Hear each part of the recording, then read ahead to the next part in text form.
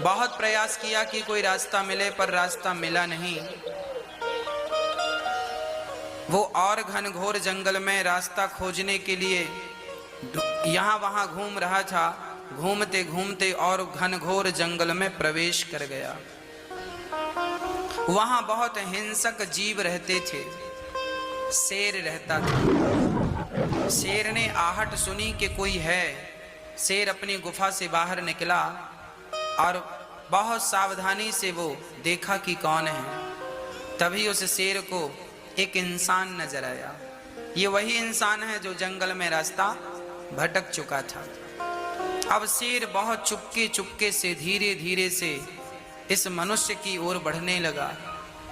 अब ये था तो इंसान, बुद्धिमान था। इसने भी एक आहट सुनी। पलट कर देखा तो शेर की गंध आ रही थी। समझ गया कि मेरे आसपास शेर है और वो मुझे मार डालेगा। तो ये आदमी, ये व्यक्ति अपनी जान बचाने को जोर से दौड़ लगाता, भागता। जैसे ये भागा, शेर को लगा कि ये समझ गया है, तो शेर भी दौड़ने लगा उसके पीछे। अब वो व्यक्ति आगे आगे भागे, शेर उसके पीछे पीछे। शेर बहुत करीब पहुंच गया। तभी ये व्यक्ति आगे भागता भागता जब जंगल से आगे गया तो आगे जाकर देखता है सारे रास्ते खत्म, एक गहरी खाई।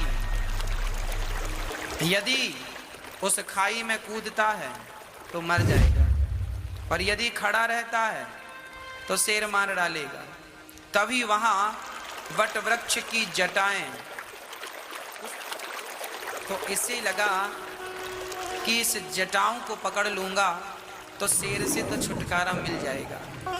वो कूद गया उस खाई की तरफ और कूदकर बहुत बल से उसने जटाओं को पकड़ लिया। जटाओं को पकड़ा ही था कि शेर आकर खड़ा हो गया। शेर खड़ा है सामने, पर शेर अब पहुंच नहीं सकता था वहां। यदि वो बाहर निकलता तो शेर खा जाता, हाथ छोड़ता तो खाई में गिर जाता। तभी उसने देखा कि जिस जटाओं को उसने पकड़ रखा था उसी के तरफ एक काला सा नाग आ रहा था।